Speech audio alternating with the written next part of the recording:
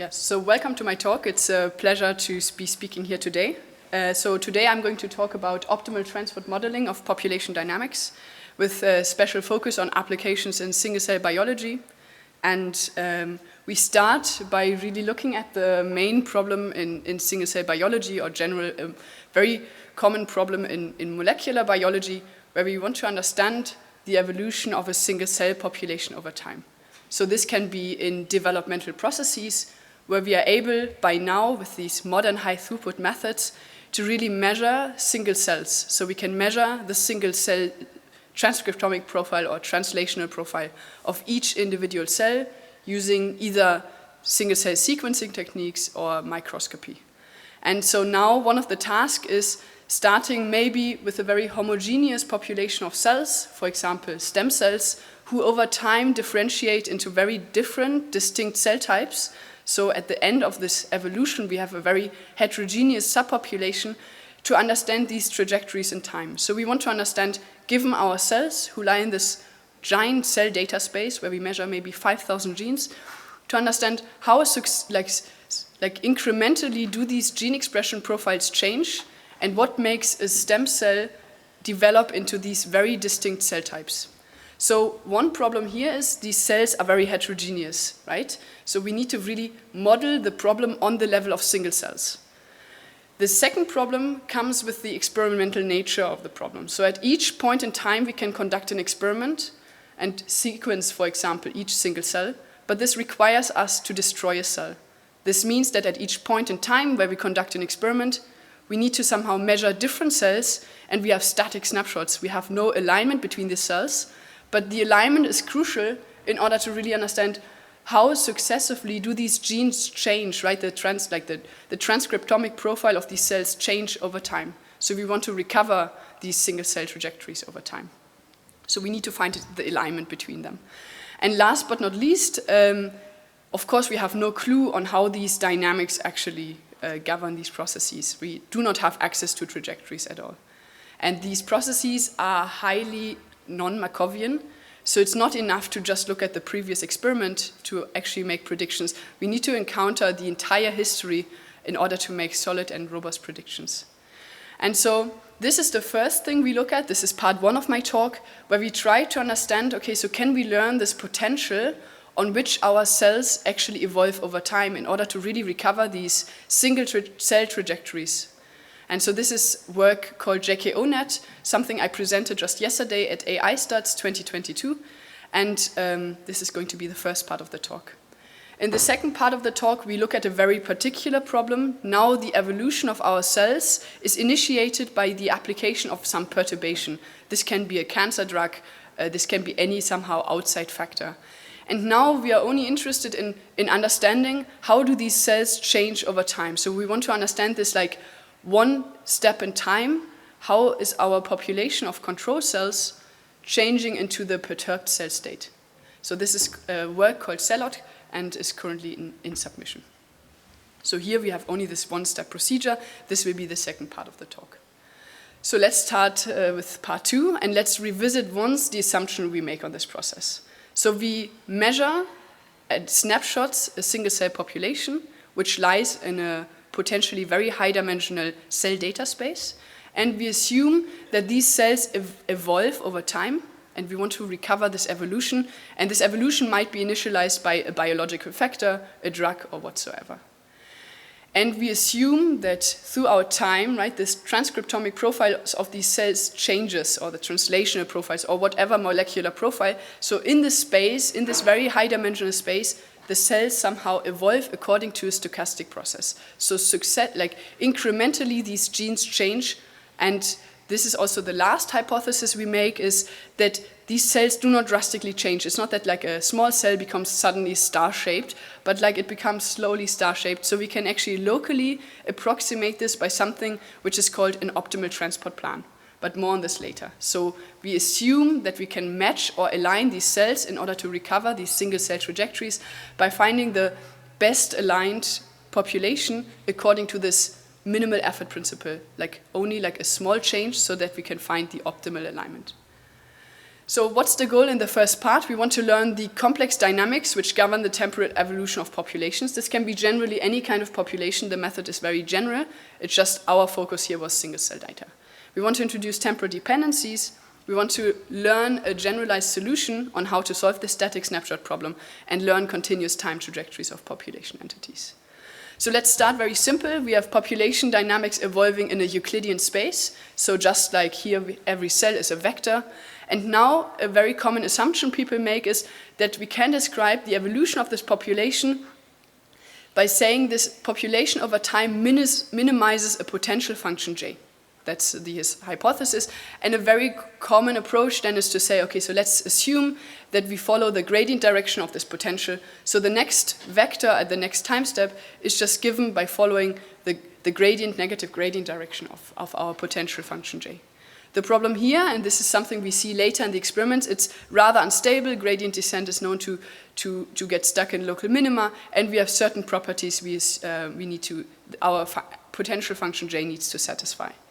So in this work, we propose to look at the corresponding backward problem. So now the population at the next time point, t+1, is given by an argment problem over the space of all possible next vectors x, which minimizes the energy, but at the same time also stays close in space to the previous point. So this is this proximity operator in Euclidean space. This is, of course, the Euclidean distance.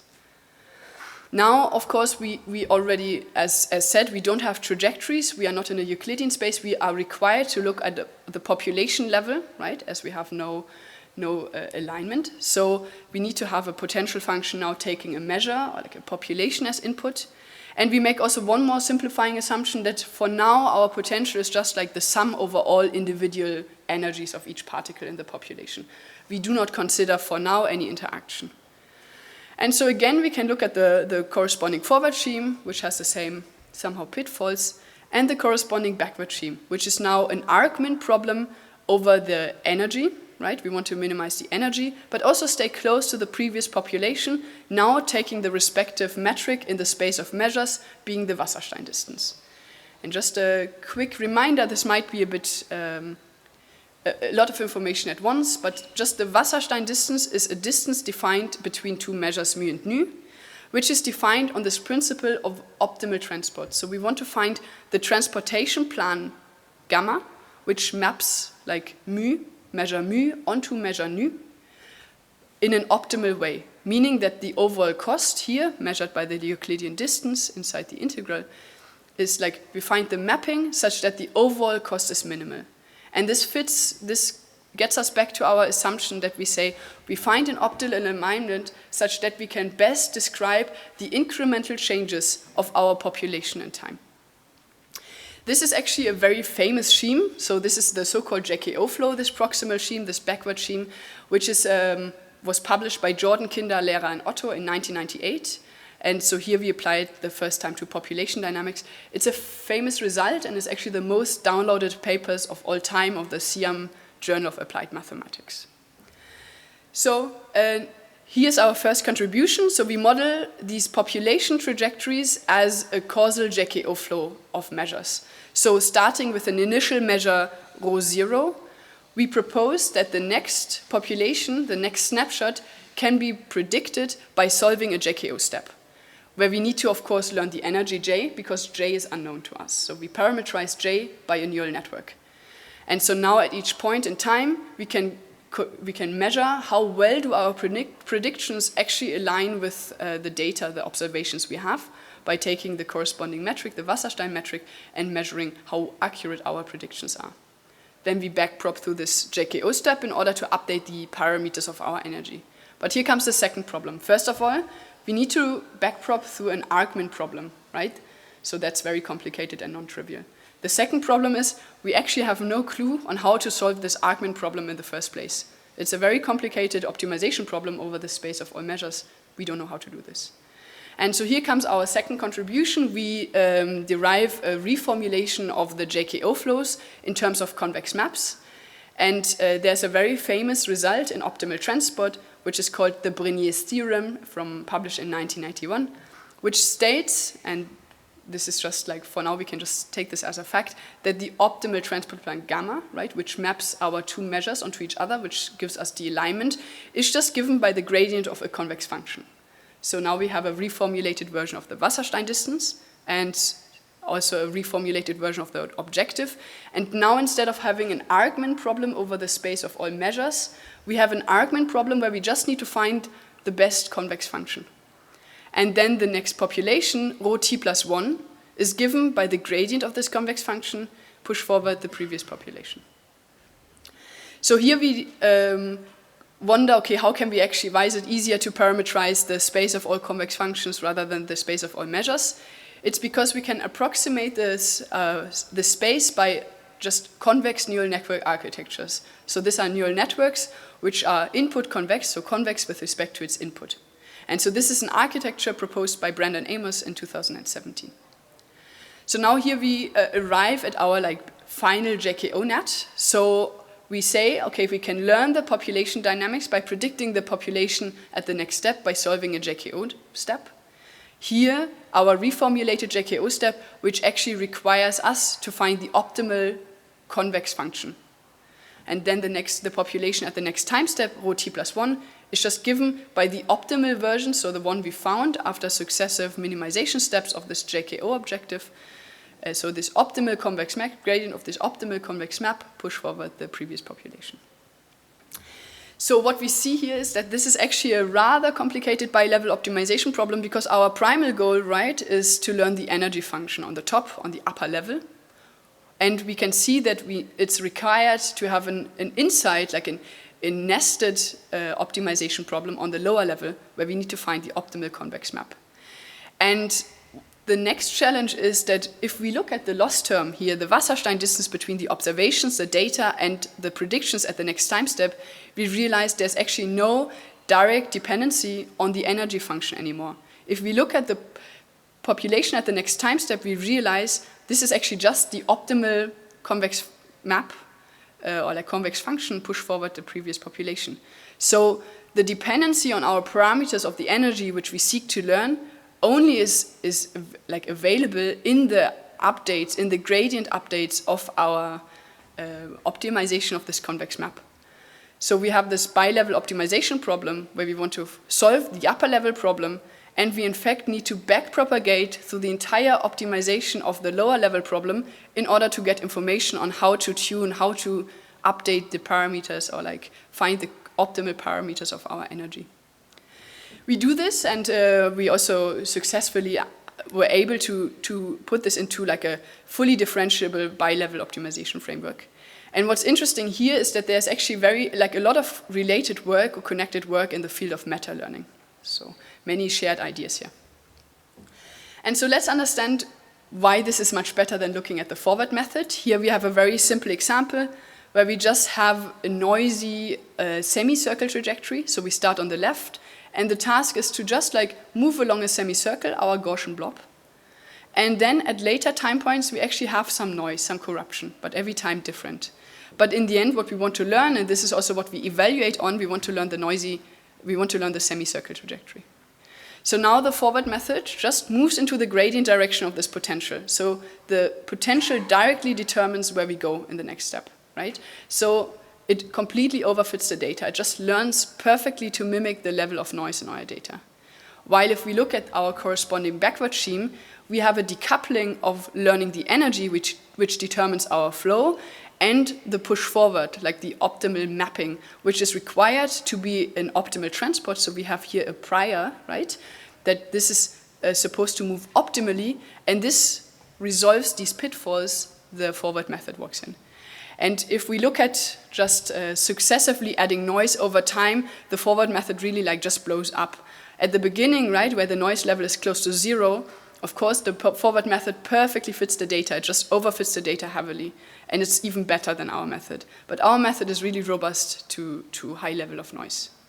And why is this important? If we look at single cell data, of course, we have high level of noise. There's a lot of experimental noise, there's biological variability, and all these kind of things we need to capture.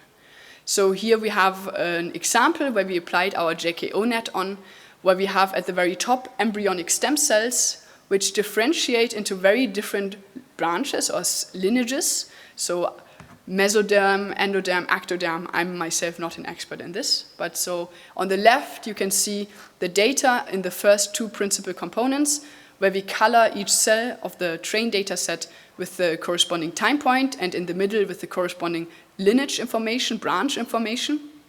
And here we have just like the predictions of our JKO-net, and we can see very well that just looking at the first two principal components, this like flow and time is very well captured. And we are actually able to really capture the biological heterogeneity, really capture all cell types. So here we can just see we have like 6 different branch classes, one being of course the stem cells, where the starting population, and the other 5 are the ones which we basically predict. And we can see that even far away populations which only arrive at later time points are captured fairly well. So this is only visual inspections. I mean, of course, the paper, we have also this quantified in numbers, and I refer you to the paper for more details on this. But this was a very nice result. We were super happy about this. So let's look at the second part of the problem. So here, instead of actually learning the entire trajectory, the energy which governs these processes over time, we just want to understand how does a population of control cells before a treatment is applied, of a patient, for example, changes into the perturbed state. And this allows us to then understand, okay, so given my control cells, which of these cells actually are sensitive to the drug I apply? Which die, right? Where's my drug effective? Which subpopulations are actually responsive to the drug I apply? And then we can do this, of course, for every type of drug, right? We can learn this underlying map, yeah, and predict the treatment outcome of a patient for all potential types of treatments. So the goal here is to learn the drug perturbation, again, via an optimal transport plan. Because the assumption is that after applying a drug to a population, success, like kind of incrementally, right, the gene expression level of these cells is changed, right? So they might become apoptotic, and we see this in certain morphological features over time. And we do not have rapid changes, but we can find the optimal alignment by actually solving an optimal transport problem between them, because these cells still move in the minimal effort principle throughout this, inside their space. Right? So how do we do this? Let's again start with the primal optimal transport plan, where the goal is to find the plan which minimizes the overall cost. Right? So here with the L2 cost. There's a corresponding dual optimal transport problem, where instead of minimizing over the optimal transport plan, we actually try to find an optimal pair of dual potentials, F and G, which lie in the space of continuous function. Why is it interesting to look at the dual instead of the primal? It's much easier to parameterize to functions than parameterizing this optimal transport plan gamma. So there's, again, something which connects to Brenier's theorem, and I guess you already see, given that you see the word convex function, that the principles here are applied, are similar to what we have seen in the previous work. We can actually say, instead of having an optimization over F and G, in the case we look at the L2 cost of the optimal transport problem, we can simplify this to an optimization over a single function and its convex conjugate. And then, following results by Makuva et al. In 2020, we make one approximation, which says that because it's hard to approximate this convex conjugate, we just parameterize this by another convex function, and now we have a min-max problem, or Makuva et al. Derive a min-max problem over the set of two convex functions, which give us then the plan, or which solve this dual optimal transport problem. So again, right, these convex functions, we can parameterize them by convex neural network architectures, and this is exactly what Makuva et al. Propose. And so what we do now is that we say, okay, so we solve this in an alternating scheme, right, min-max between two convex potentials, and find these parameterization, find the optimal set of parameters for a problem consisting of a control population and the corresponding perturb population, where we don't have the alignment, right? And then the optimal transport, or the map, right, the optimal map for each drug K is given by the gradient of this convex function. So this is something, a framework we apply to single cell data as well, and which we call CELOT. So now we have a control population as well as a treated population after this perturbation was applied. And what we do measure here we don't look at single-cell RNA-seq data, but at data, like a method developed by Gabriele Gut in 2018, where we have a cell and we can, under the microscope, observe certain morphological features, such as eccentricity, as well as certain signaling features throughout the entire cell, or signaling features only present in the nucleus. So given this, we can look at the marginals of the control and the treated population. So meaning like somehow how the distribution of the presence of this feature inside my control population. This is something you see here in light blue. And then the distribution of these features in the treated population, right? We never have an alignment, but we can at least look how is the distribution of each feature in each population. And so now we want to learn that given the control population, moving them with our map, with our learned map, how well do we actually match this distribution of this feature in the treated population. And we compare this with two autoencoder-based methods, which really rely heavily on a good lower dimensional embedding in which they can model this shift as a linear shift in this lower dimensional embedding. Our method, by just directly operating really with this like strong modeling hypothesis, is much better in actually fitting the treated population and really like matching the population observed after applying a drug. And now we can learn these maps for all drugs. So that was very great news. So what's the next step? So, and this is something we are currently on, and we can just learn a generalized perturbation model over a set of patients, where we capture somehow patient-specific effects, but various patients, with the hope that then in the clinic, when we have a new incoming patient, we can take this trained or learned perturbation model and apply this to the cells we can take from this patient and predict the treatment outcome of this. So what is the challenge here, of course? On the one hand, we want to learn a very coherent and robust perturbation model, right?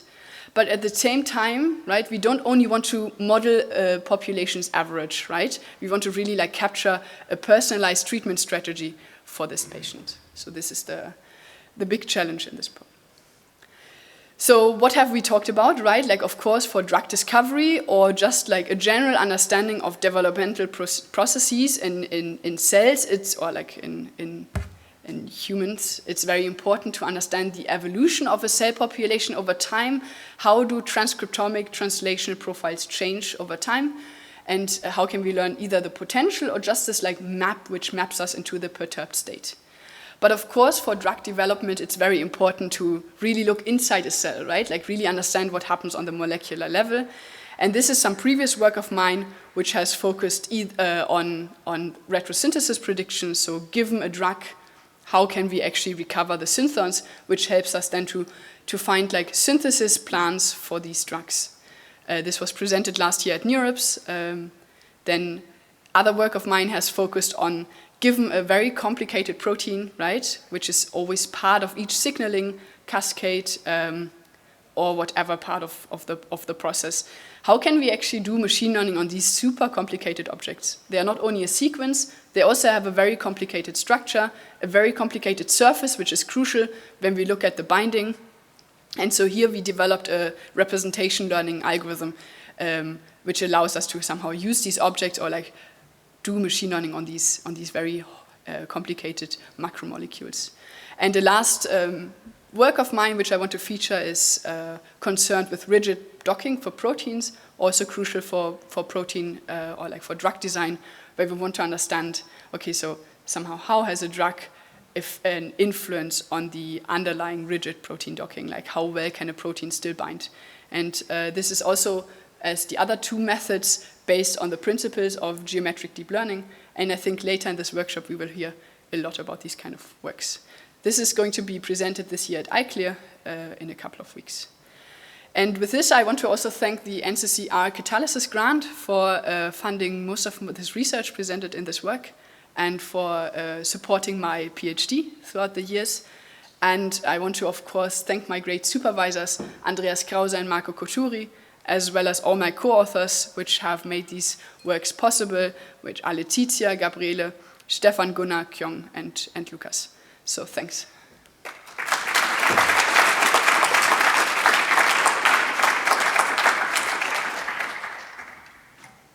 Thank you very much for the great presentation. Are there questions? I have one. So just one microphone? Where's the other one? Okay. Hi there, my name is Adam. Thank you for this work. It's really elegant work, and this is a theory that really lies close to my heart. I just want to understand a little bit kind of what your theory is capable of and some of the limitations. So I'm a mathematician, but also I worked on biological problems, and I've often come across the fact that biological processes are not optimal in many cases. Some features, for example, cell shape might be more tending to optimal states than, for example, gene expression or other metabolite expressions. So my first question is, what are the cellular factors that your method applies more compared to others? And a very related question is, for example, gene expression type data has different characteristics. For example, they often have Poissonian noise, and other cellular other cellular processes have, for example, Gaussian noise. So in terms of stochasticity, are there different classes of processes where your method applies more than others? Yes. So maybe answering the second part of the question first is, so far we have no assumption on the noise model, right? So we make no assumption of what kind of noise is in this data or in these processes. I have also a rather recent work which somehow models these processes with stochastic difference equations, and I mean there you actually have the option of like adding this prior knowledge you know about the process into your update scheme, like into your stochastic difference equation. And for the first part of the talk, I mean, all I can say, I'm not a biologist myself. All I can say that the data set I have received are of very different nature. So we looked at different data modalities. One of them being microscopy-based images, where we have morphological features, as well as like certain like light sensitivities or detection of like signaling via certain markers. And so far, this optimal transport hypothesis has worked very well for either like for both morphology features, signaling features, but also for genomics data. I think the crucial limitation, but this is also something we address in the CELOT, is that if you look at genomics data and you measure 5,000 genes, we still rely on a cost function of this optimal transport.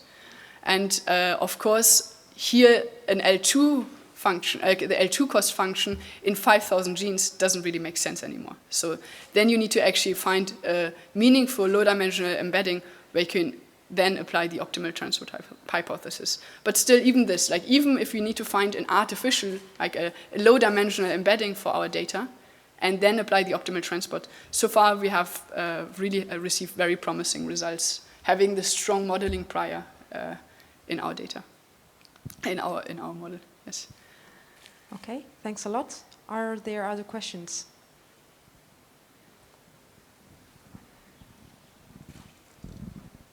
Thank you very much for the talk. I think it was very inspiring. Regarding the representation learning, I'm curious, we're talking about learning about the surface of proteins. I'm curious which principles you look to exploit in order to make the model learn the representation. Yes. So here the hypothesis was that, okay, a sequence gives rise to a structure. The structure determines the surface.